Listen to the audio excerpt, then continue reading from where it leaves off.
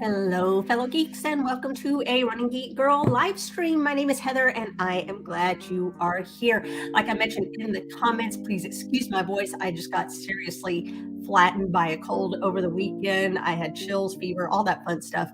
But I'm on the mend now, but I'm still like, from here up, I'm made of like 75% mucus, so I sound like really, really terrible, but I am feeling so much better. So if I sniffle or cough a lot during this live stream, then please excuse me.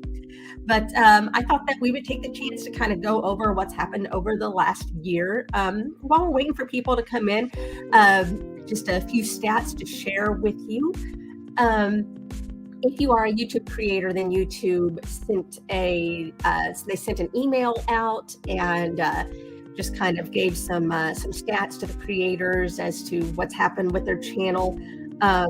For example, the top countries that view my channel are the US, which is no surprise, that's where I'm from. United Kingdom, which again, no surprise, because I think like over half of the channels that I'm subscribed to are from the UK, and then India, which I do get several commenters that are from India. So, I found that really interesting.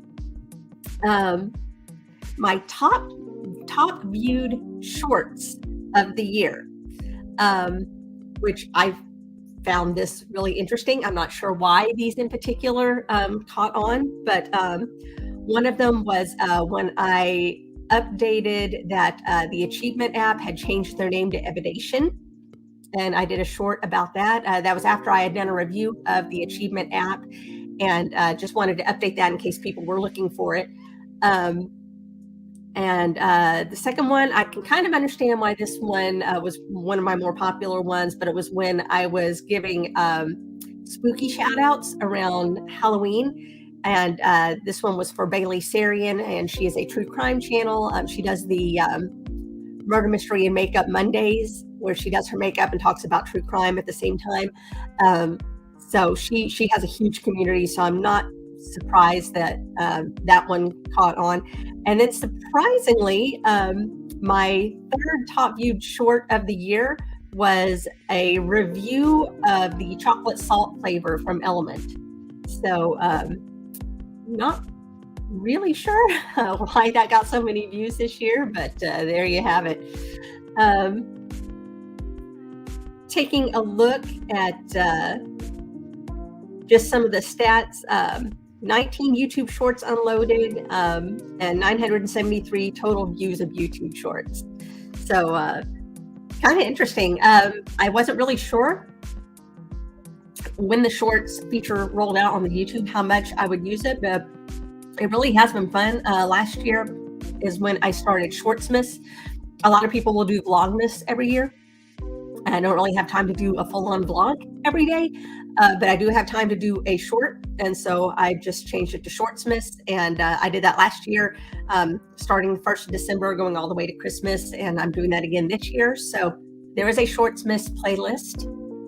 So if you have not seen that, then you can check that out.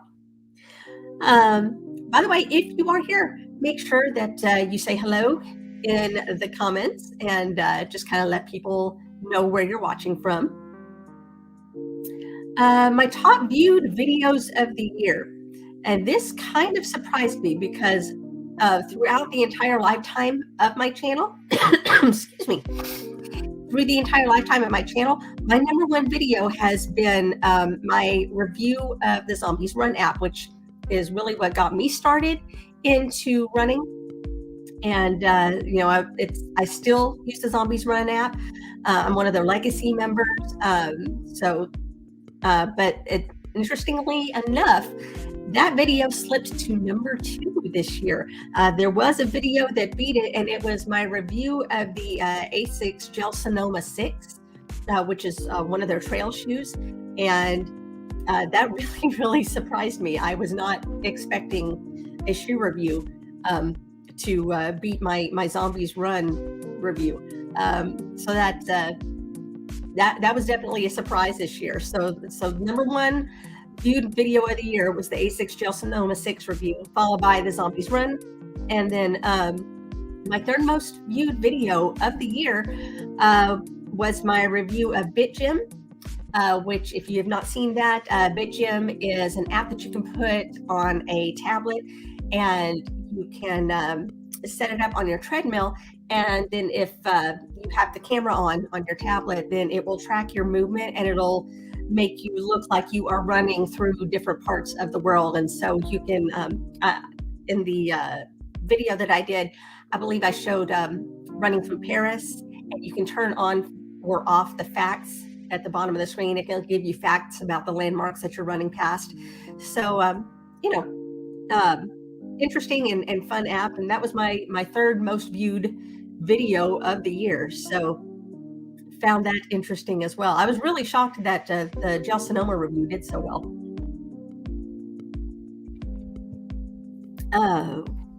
And looking at just kind of some of the numbers over the last year, 151 new subscribers have joined the Geek Den, and I am so grateful for each and every one of you. I love communicating with all of you. It's so funny because there are so many people that will comment on some of my past videos, and when I respond to them, they're like, "Oh, I didn't know you actually responded to these." So yes, I do like keeping up with everybody, and I like keeping up with what you're doing on your training and stuff like that. And I am constantly thinking about everybody that I'm watching, going, "Oh, I know this person's training for this, and this person's training for this, and this person is struggling with this." So I do think about you guys, just so you know. The month with the most views would be January, and I believe a lot of that has to do with the Walt Disney World Marathon. I had a couple of videos up on that, and I know that's an extremely popular search in the month of January for a lot of people who either want to run it or they have run it and they want to see other people's experiences. And so that would make sense that January would be the most views that I got on the channel.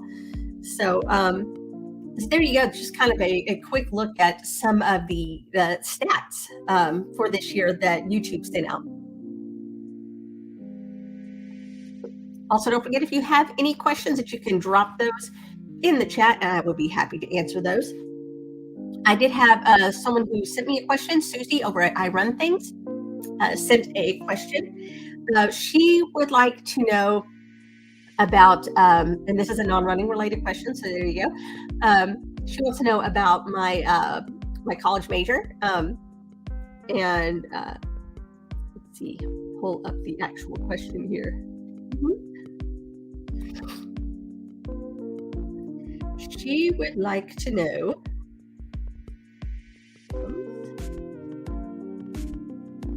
here we are. Where did I go to school? What was my major? Excuse me. So I actually went to, I have credit through several different colleges. Started out at Harding University, which is a small Christian college here in Arkansas. And went for a few years, and just, I could not gain the momentum that I needed in order to kind of move forward. I was changing majors a lot. I was a music major. I was a journalism major. Sorry. Oh, this cold has totally wrecked me. But I couldn't quite figure out exactly what I was doing. So I ended up transferring to Arkansas State University at Beebe. And so it's a tiny community college, and just focused on my associate's degree. I was like, okay, if I can just get an associate's degree, maybe I can figure things out from there. So I did end up getting my associate's in fine arts, and then took some time off to work, and then came back to school and ended up saying, okay, I've wanted to be a theater major all along. Why am I not majoring in theater? So I ended up majoring in theater. I took a ton of English classes just because I'm a big fan of English and literature. And so I was like, well, I might as well double major, because I've pretty much taken all of the courses that I'm supposed to take for that anyway. And then just for good measure, threw in teaching certification on top of that. So I ended up certifying in grades 7 through 12 in speech, English, and theater. And right now I am a stay-at-home mom. So, but it did come in handy, especially during the pandemic, having to educate my kids at home, and I still use a lot of those skills. I'm still very active in community theater here. Um, I use a whole lot of the skills that I got in college, and of course, I'm constantly learning new stuff all the time. So there you go, just a little bit about where I went to school. So it was Harding, and then Arkansas State at Beebe, and then I had some credit through University of Central Arkansas, and then went back to Harding University to finish up my degree. And now I'm still in a ton of student loan debt, but aren't we all?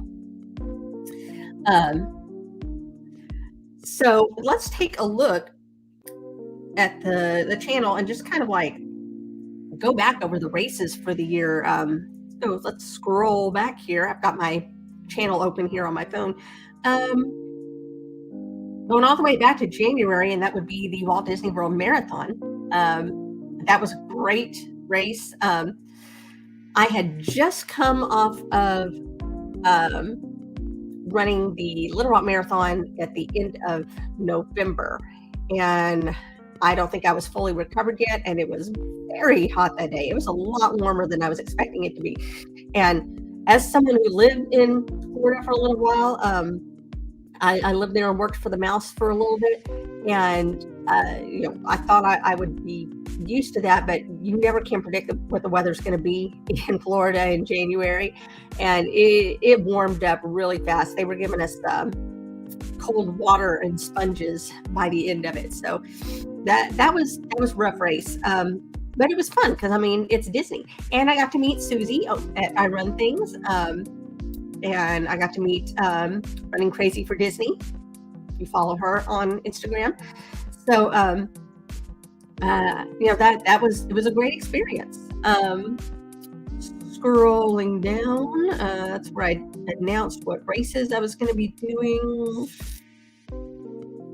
Looks like the next race was in, looks like March, I believe. I think so, yeah. And that was the Spring Fling. That's put on every year by the Cabot Cruisers, and they are a fantastic group of runners. I know their president of their club. She is an outstanding person and an amazing runner.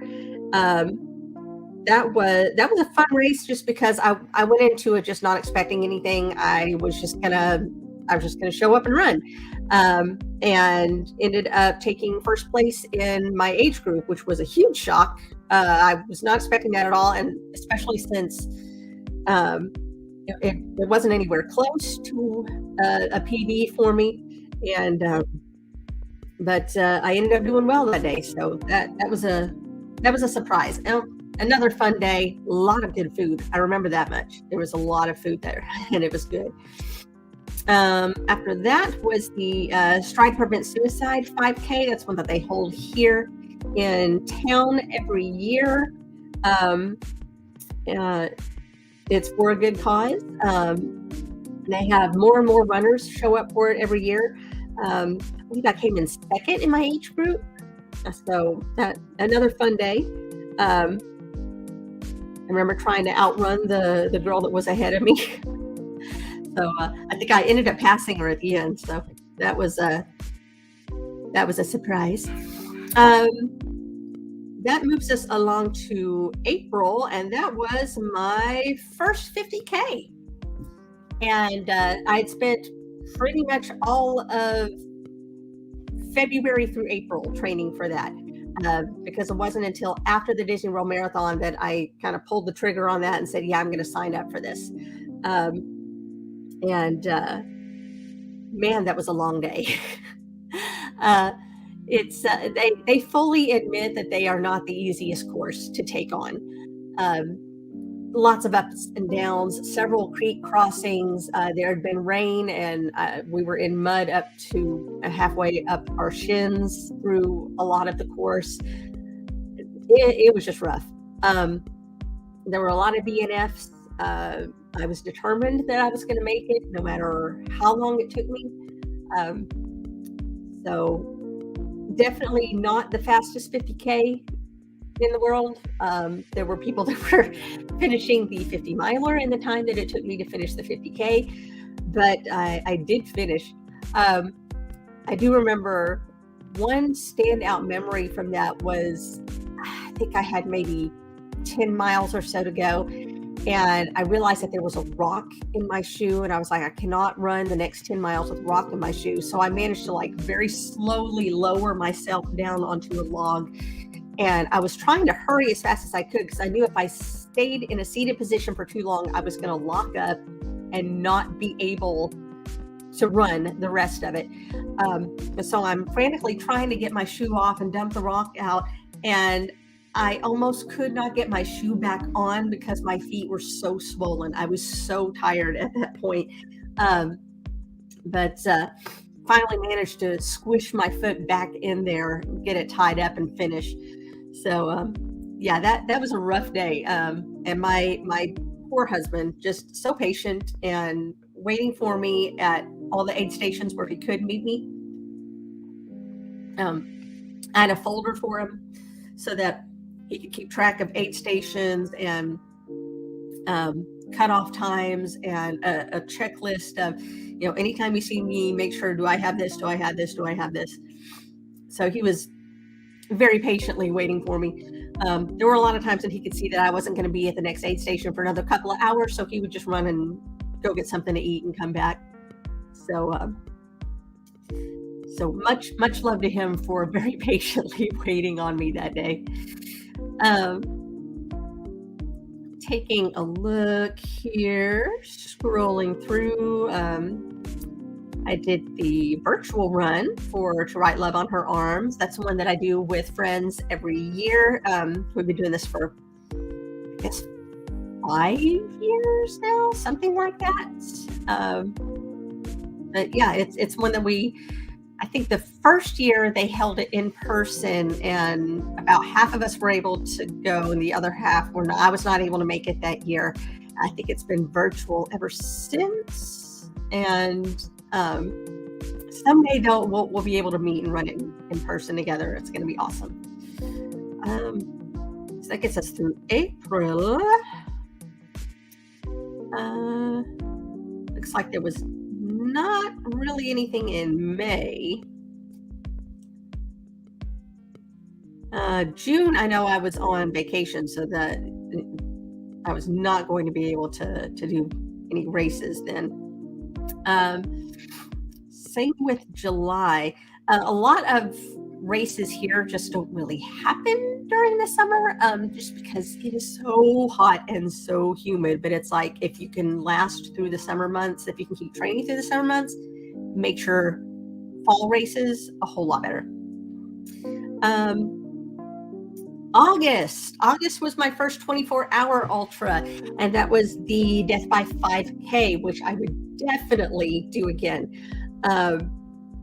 That was the one where every 2.5 hours we would meet at the start line, run 5K, and then meet back at the tent. They'd have a ton of food for us. They always had so much food. And I remember I was like destroying some oranges. I don't know what it was, but I needed oranges that day.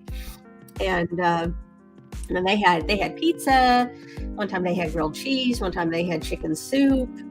They always had a ton of food. And instead of medals, they gave us little wooden coffins, which was really, really cool. So that was my big race for August. Like I said, I would definitely do this one again.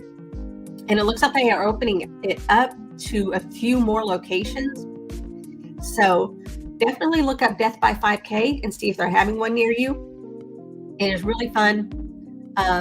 Everybody sets up camps overnight and visits each other's camps, and we're all sharing food and supplies and stuff like that.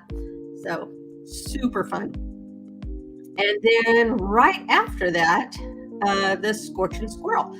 So after doing 50K over 24 hours, I turn around about a week or so later and run 11 and a half miles. And again, not a super easy trail. Definitely not one of the most difficult that I've been on. This was the second year that I've done the Scorch and Squirrel. And I think I ended up beating last year's time by about 20 minutes. So maybe if I try it again and actually go on fresher legs this time, maybe I can do a little bit better. I don't know. Let's see. After that,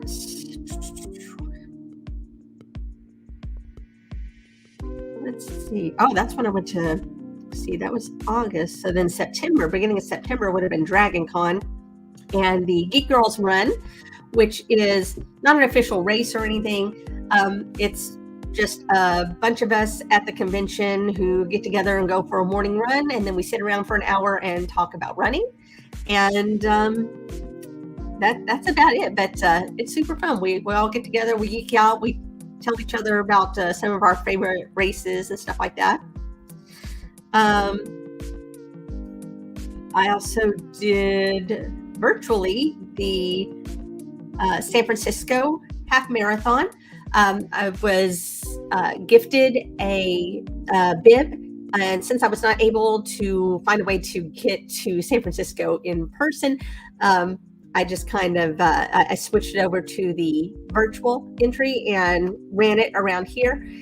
And it was hot and humid and slow, and I was still not recovered, but I managed to get it done. So looks like right about then is when I decided that I needed a reset. And so I just went out on the trails with no plan. So after that, took October off, and in November ran the Route 66 half marathon. And that was just last month. That was in Tulsa. And there were a lot more ups and downs on the course than I was expecting, but very, very fun experience. Everybody was just there to party. Everybody was there to have fun. Everybody was in a great mood. And it was that was where I was introduced to the half marathon fanatics and the marathon maniacs. And so I'll be doing a video about that coming up before too long. And then that gets me up to December, where we ran the St. Jude Memphis half marathon, which is probably one of the best races that I've done all year. The crowd support was great. The mood was great. The weather was perfect. The course was almost completely flat. It was for a great cause. The aid stations were fantastic. Access to porta potties was fantastic. So yeah, definitely recommend that one. So there you go. That's just a look at all the races that I ran over the course of 2022. So it has been a busy year. As for what I've got planned for 2023, I do plan on knocking some more states off of my 50 states list, because I do plan on running at least a half marathon in all 50 states. And I am on the channel going to be continuing with the Run the USA series, because I really have fun doing that. Of course, more training videos and things like that, more race reports as I go around and run all the races. The races that I have cemented in so far it's just the Indy Mini in May, so the half marathon in Indianapolis, and there are several that I am looking at that I haven't quite decided on yet. There's one in February that I may do. There's a couple in March that I am looking at. It really just kind of depends on just how things work out with my scheduling and everything, because with kids and family and stuff like that, I have to take a look at their schedule too. So I need to make sure that I'm here when I need to be, because family is most important. So yeah, there you go. Just a quick look back at 2022 and going into 2023. I just want to thank you all again for being here with me this year. I really sincerely do appreciate every single one of you. And I really look forward to meeting some of you in person. If you see that I'm going to be in a race in your neck of the woods, then please feel free to reach out. Meet me in the corral, meet me at the expo, just feel free to stop by and say hello, because I would love to meet as many of you as possible. I really am glad that you're here. And I am very blessed to be able to run, to be able to travel and run. I realize that I'm one of the fortunate few that can do that. And I am grateful for every mile that I'm able to run. And I just want to be able to help other people find that joy. If that is something that brings you joy, then, I want to be able to help you to find that as well. Oh, thank you, Jay. Really appreciate it. Like I said, I am sincerely grateful for, everybody that stops by, and anybody that watches, anybody that, that likes, that shares, or even if you just quietly watch and, give me a thumbs up in your heart. So that's really all I've got for you today. I am so glad that you could join me here. If you have any other questions for me, feel free to leave those in the comments. I'd be glad to answer them for you. But for now, I will let you guys go. So thanks for watching. Remember that you can get all of my details in the description box. You can find me across all social media under the name Running Geek Girl. I'm glad you're here. Remember to laugh hard, run fast, and be kind. I'll see you guys later.